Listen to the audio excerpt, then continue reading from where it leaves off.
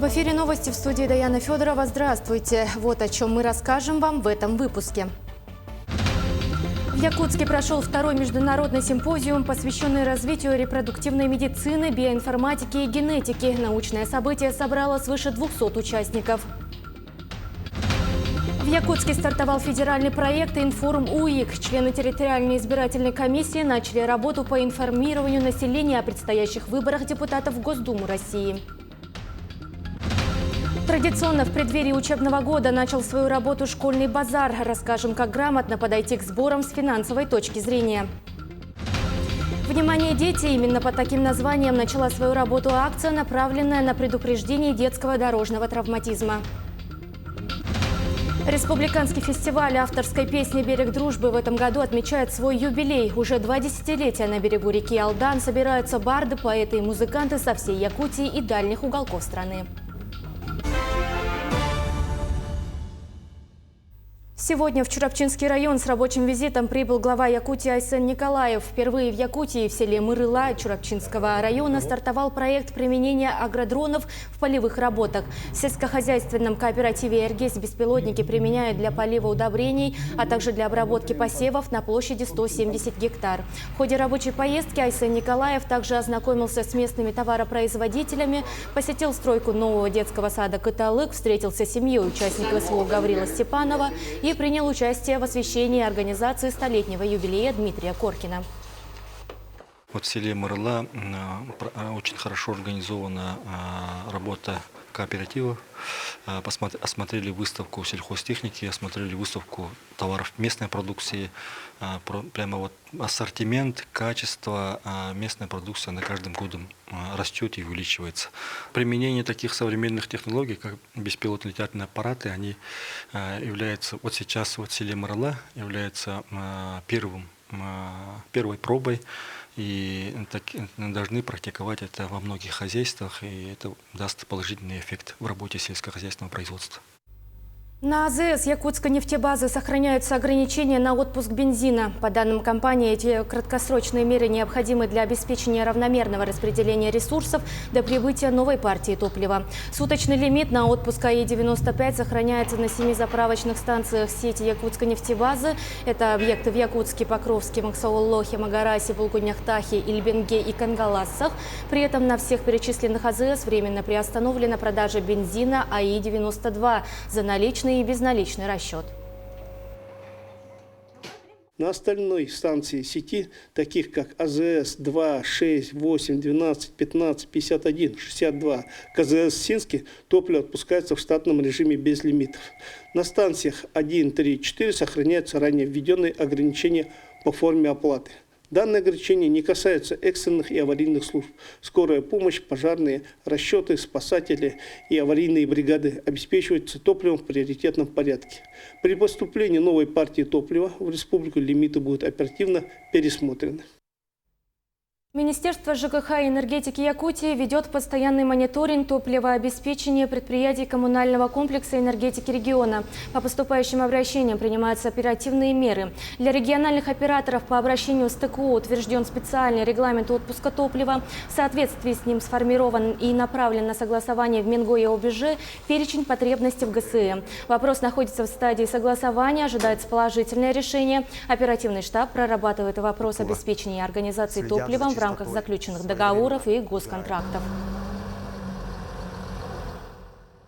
Инфраструктурой для беспилотной авиации к 2030 году планируется оснастить 35 субъектов России, сообщил замглавы Росавиации Андрей Потемкин. Он также сообщил, что в 2025 году в России было выполнено 178 тысяч полетов БПЛА, что на 20% больше показателя 2024 года. Всего учтено около 160 тысяч легких беспилотных воздушных судов и порядка 1000 тяжелых. Росавиация сертифицировала 14 разработчиков беспилотных воздушных судов и 182 эксплуатантов, а также 8 типовых беспилотных воздушных судов. Их надо собирать. Пользователи устройств на базе Android более чем из 26 стран, включая Россию, подверглись атакам с помощью новой шпионской программы Dragon Doll, которая маскируется под обновление браузера Google Chrome. Вредоносная программа умеет незаметно накладывать поверх настоящих приложений поддельные окна интерфейса и перехватывать введенные пользователем данные. Так злоумышленники получают пароли и пин-коды, которые вводит пользователь. Собранные данные шифруются и передаются на сервер злоумышленникам, расположенный на российском хостинге. Якутия заняла 9-е место в рейтинге регионов России по доле работников с зарплатой выше среднероссийского уровня, скорректированной на региональные цены. По данным экспертов, в республике 40,9% работников получают зарплату выше средней по стране. Лидерами рейтинга стали Ямало-Ненецкий автономный округ, Магаданская область и Чукотка. В первую десятку также вошли Ненецкий и Ханты-Мансийские автономные округа, Сахалинская область, Москва, Санкт-Петербург и Татарстан. Ежегодную семейную выплату, введенную с 1 июня, уже выплатили 1 миллиону 200 тысячам работающих родителей, которые воспитывают 2 миллиона 700 тысяч детей. Первые заместители председателя правительства страны Денис Мантуров и Татьяна Голикова провели совещание по вопросам демографии. Руководители отметили, что основная национальная цель, которую поставил президент России Владимир Путин – сохранение населения, укрепление здоровья и повышение благополучия людей, поддержка семьи. Для решения этих задач с 2025 года запущен новый национальный проект «Семья». А в Якутске прошел второй международный симпозиум, посвященный развитию репродуктивной медицины, биоинформатики и генетики. Научное событие на базе Национального центра медицины имени Николаева собрало свыше 200 участников. Подробнее в следующем сюжете. Международная площадка объединила ведущих специалистов в области репродуктологии, генетики, акушерства и гинекологии из России и Казахстана. В рамках заседания участники выступили с докладами, обсудили инновационные технологии в медицине и обменялись клиническим опытом. Это уже второй раз, когда две страны проводят совместную работу. Но это мероприятие является неким мостиком по формированию практической, связывающей науку и медицину программы развития научных центров, в котором мы с вами сейчас находимся. Я очень надеюсь, что в ближайшие годы мы сделаем очень эффективную сеть взаимодействия московских вузов и научных исследовательских организаций, в том числе медицинских, и Якутии. Кроме того, приглашенные эксперты смогли познакомиться с работой Национального медицинского центра Якутии. Вчера уже смогла посмотреть отделение репродуктивных технологий, генетический центр здесь, краевая больница. Она, мне кажется, выше всяких похвал. И отделение репродуктивных технологий по максимуму старается все, что есть на сегодня в мире, оказывать медицинскую помощь пациентам, которые обращаются, приходят сюда с беспричинной основной бесплодия. По итогам совместной работы специалисты разработали стратегии для улучшения качества и повышения эффективности протоколов ЭКО, методов биоинформатического анализа, и отметили важность персонализированного подхода к лечению пациентов. Я думаю, что наш симпозиум даст большие результаты, и по завершении будет подготовлена резолюция в рамках указа главы республики Айсена Сергеевича Николаева, и мы как раз по резолюции будем принимать управленческие и организационные решения для того, чтобы в дальнейшем сделать доступную и качественную медицинскую помощь на территории нашей республики. Таким образом, главным ориентиром и конечной целью этого объединения остается здоровье и благо пациентов. Медики продолжат работу по повышению эффективности и воплощению мечты о здоровом потомстве в каждой семье. Виктория Готовцева, Диана Антонова, Нюргун, Старостин, Якутск. В Якутске стартовал федеральный проект «Информ УИК». Члены территориальной избирательной комиссии начали работу по информированию населения о предстоящих выборах депутатов в Государственную Думу России. Сегодня прошла первая встреча с трудовым коллективом, а на днях стартует адресное информирование избирателей. О том, как будет проходить их работа, смотрите в следующем сюжете. Сентябрьские выборы уже совсем скоро, и в связи с этим с 15 августа специалисты избирательных комиссий по всей стране начали активно работать с сотрудниками организаций и предприятий городов. Первыми участниками встреч в республике стали работники управления дорог Вилюй. Им рассказали о всех нюансах предстоящих выборов. Все-таки это наш гражданский долг, это участие в выборах, и поэтому мы стараемся охватить весь коллектив, чтобы каждый проголосовал там, где это необходимо, потому что у нас наша работа связана с выездами на дорогу. Считаю, что совещание, собрание с ними пошло на пользу.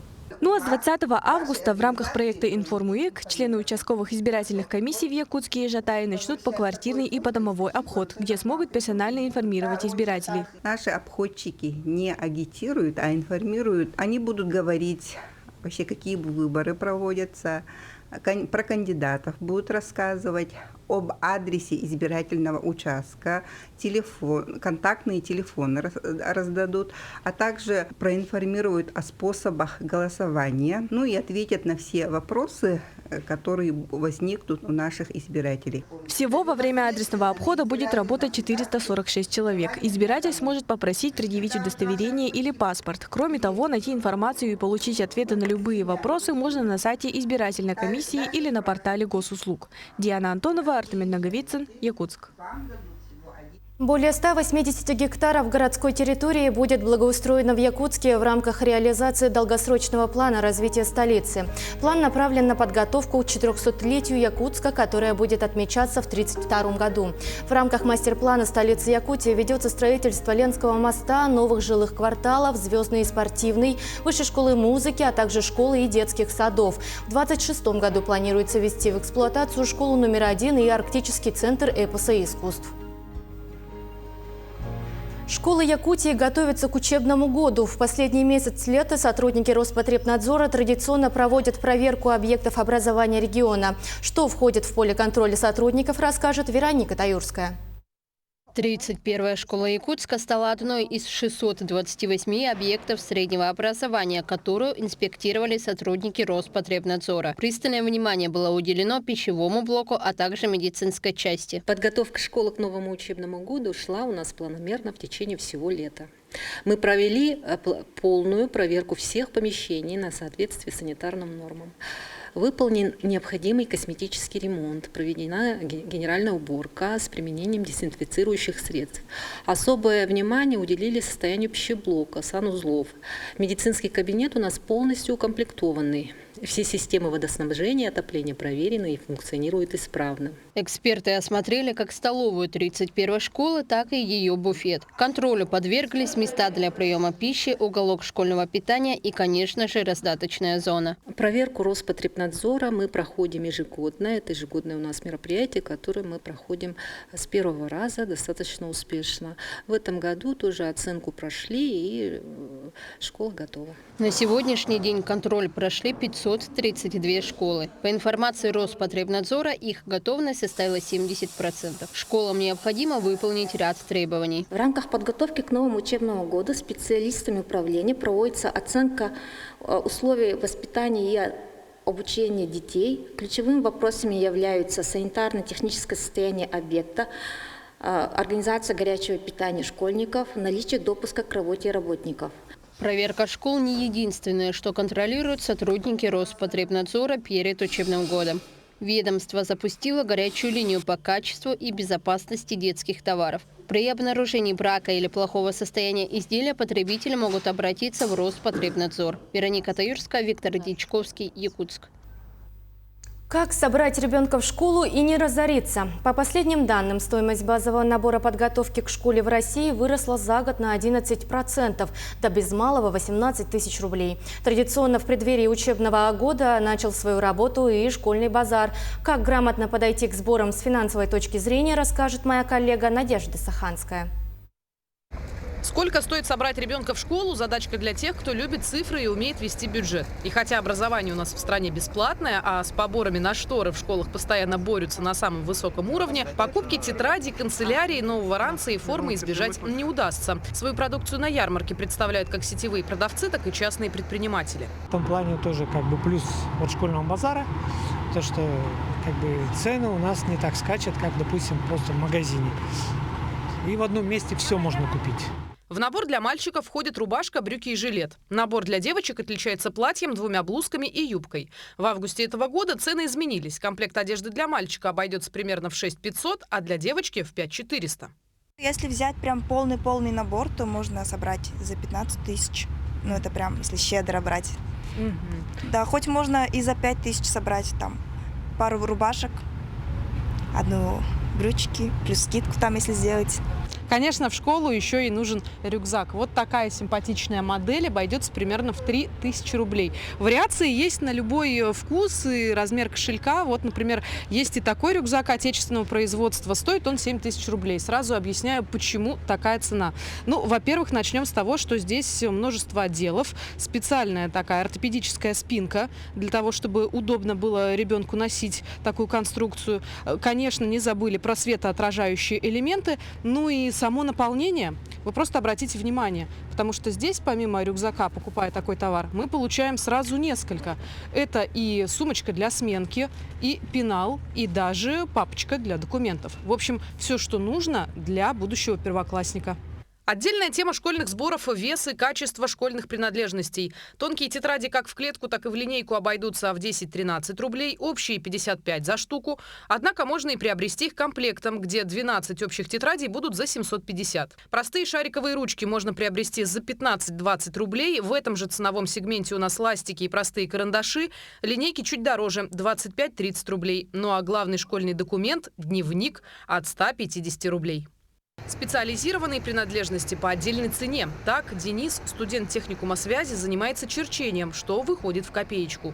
Так точно, я вот на черчение 4,5 потратился. И я даже пожалел, что я вот на цирку 2000 потратил. Ну а потом нам не окупилось. Но помним основу. Школьный базар – это место, где можно поторговаться и приобрести все необходимое по сниженным ценам. Продавцы часто делают скидку многодетным, пенсионерам, а также участникам СВО. Однако самое главное – не забывать в процессе подготовки к учебному сезону простую истину. Скупой платит дважды. И если гнаться за экономией, есть риск, что уже в течение учебного года придется обновить гардероб или купить новый рюкзак. Ярмарка, в свою очередь, продолжит работу до 4 сентября. Надежда Саханская, Стас Потапов, Якутск. Сэкономить на подготовке ребенка к школе можно, если к 1 сентября собрать минимальный добор канцелярии, а основную часть необходимых принадлежностей купить уже после начала учебного года во время сезонных скидок. Так рассказала доцент финансового университета при правительстве РФ Ольга Борисова. Эксперт также рекомендовала использовать кэшбэк банков и сервисов, который может составлять от 5 до 15%.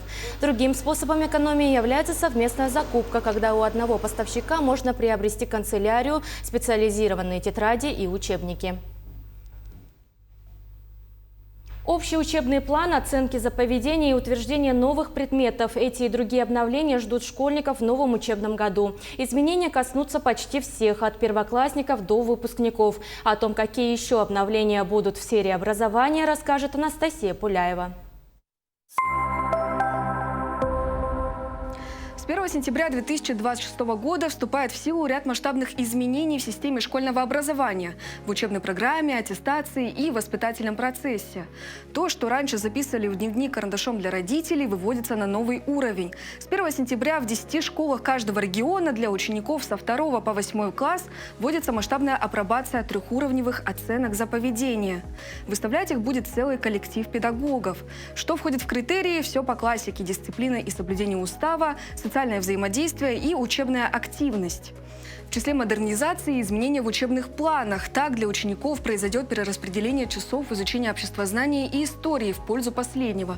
Обществознание исключается из программы 6-8 классов. Его изучение начинается только с 9 класса. История получает освободившиеся часы, уроков станет заметно больше. Цель – углубленное изучение отечественной истории на ключевых этапах школьного обучения. Впрочем, это не единственные изменения. Минпросвещение скорректировало общее время занятий по иностранному языку. Нововведение будет поэтапным. С 1 сентября 2026 будет старт только для 5 классов. Нагрузка на изучение предмета составит 68 часов в год, то есть 2 часа в неделю. В программе средней школы появится новый обязательный предмет – духовно-нравственная культура России, сокращенно ДНКР. Вводиться он будет поэтапно, и главной его задачей является формирование представлений о традиционных ценностях и исторической преемственности через биографии выдающихся личностей, включая героев СВО. С 1 сентября 2026 ДНКР будет проводиться только для 5 классов, 17 часов в год. Со следующего же учебного года к 5 прибавятся 6 и 7 классы. Что касается будущих выпускников, упрощения ждут тех, кто решил поступать в колледжи. В ряде пилотных регионов стартует эксперимент по сокращению количества экзаменов ОГЭ. В 12 регионах страны выпускники 9 классов, которые планируют уйти в среднее профессиональное звено, будут сдавать всего 2 обязательных предмета вместо 4.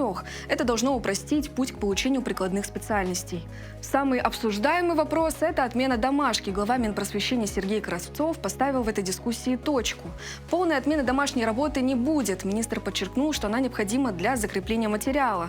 Однако подход изменят. Нагрузка будет строго регламентирована, контрольные работы не должны занимать более 10% учебного времени. Единственное исключение – первоклассники. Для них с 1 сентября будут полностью отменены домашние задания. Внимание, дети! Под таким названием в преддверии начала учебного года в Якутске стартовала акция, направленная на предупреждение детского дорожного травматизма. Подробнее в сюжете далее. Чтоб ты не нарушал больше никогда. И запомнил, что вот издалека было тебя видно, особенно осенью сейчас. Правила использования средств индивидуальной мобильности и наличие светоотражающих элементов. Так сотрудники госавтоинспекции напомнили юным пользователям самокатов и велосипедов о необходимости соблюдения правил дорожного движения перед началом учебного года. Водителям автомобилей также выдали светоотражающие жилеты и небольшие памятки. Самый важный на дороге. Все дети на дороге должны быть для каждого взрослого. Ведь ничего нет дороже и важнее здоровья и жизни ребенка. С приходом осени световой день стремительно укорачивается. Значит, риск наезда на пешехода возрастает в разы. Мы призываем родителей не просто купить ребенку светоотражатель, а объяснить его назначение и проконтролировать, чтобы он всегда был на виду. А самим юным участникам движения напомнить, что даже на зеленом сигнале светофора необходимо убедиться в безопасности и убрать телефон и снять наушники. Будьте внимательны, помните, что безопасность на дороге – это наша общая ответственность. Берегите себя. Немаловажным пунктом является и соблюдение правил использования электросамокатов, большинство из которых арендованные через популярный сервис. У него, кстати, также есть своя политика и штрафы для пользователей. В числе частых нарушений передача аккаунту лицу младше 16 лет и поездки вдвоем. Последнее мы застали во время проведения акции. Беседу с нарушителями провел операционный директор компании, который активно сотрудничает с сотрудниками госавтоинспекции. Допустим, взрослый передал, как это обычно бывает, дети берут, получается, родительскую карту, логинятся в приложение и используют самокат. Если такой самокат будет замечен моими сотрудниками, они у меня курсируют 24/7 и днем, и ночью посменно. Если они фиксируют такие нарушения, за передачу такого СИМ, электросамоката, родителям, ребенку, и в случае нарушения какого-либо, допустим, ДТП, штраф может быть от 30 до 100 тысяч рублей. Отмечено, что с 2023 года наблюдается тенденция по снижению несоблюдения правил площадки. Зафиксировать нарушения, кстати, может и сам пользователь платформы через приложение. В рамках комплекса профилактических мероприятий работа с детьми и их родителями будет продолжаться на протяжении всего августа и сентября. Анастасия Пуляева, Нюргун Старостин, Сарглана Неустроева, Якутск. Развитие предпринимательства станет одной из центральных тем молодежного форума «День будущего» в рамках Восточного экономического форума. В этом году программа объединит свыше 15 мероприятий. Одной из центральных станет развитие предпринимательства. Значительное место также займут темы искусственного интеллекта и кибербезопасности. Помимо этого состоится сессия «30 вопросов губернатору», посвященная перспективам самореализации молодежи, образованию, карьере, предпринимательству и участию молодых людей в развитии Дальнего Востока. Республиканский фестиваль авторской песни «Берег дружбы» в этом году отмечает свой юбилей. Уже 2 десятилетия на берегу реки Алдан собираются барды, поэты и музыканты со всей Якутии и дальних уголков страны. Гостей и участников фестиваля всегда ждут дни, наполненные песнями и романтикой, уютные вечера фестивального костра, общение с признанными мастерами жанра авторской песни, мастер-классы для самых маленьких. В этом году принято решение провести юбилейный 20-й фестиваль «Берег дружбы» в столице Южной Якутии на большой сцене Центра культуры и духовности Нерюнгри. По некоторым обстоятельствам, в общем, этот фестиваль или, как сказать, концерт авторской песни мы перенесли в город Нерюнгри. И мы все-таки хотим, чтобы 20-летие «Берега дружбы» прошло в городе Нерюнгри, на большой сцене, когда к нам приедут лауреаты, дипломанты конкурса «Берега дружбы» за 20 лет, кто выходил на сцену. Я думаю, что к нам приедут с Тамота, с города Якутска приедет Елена Фролова у нас, возможно. Приедут с Тамота, с Алдана, и наш фестиваль как бы продлит свое существование уже на сцене Центра культуры и духовности имени Александра Сергеевича Пушкина. Это были все новости, ну а я с вами прощаюсь. Всего доброго.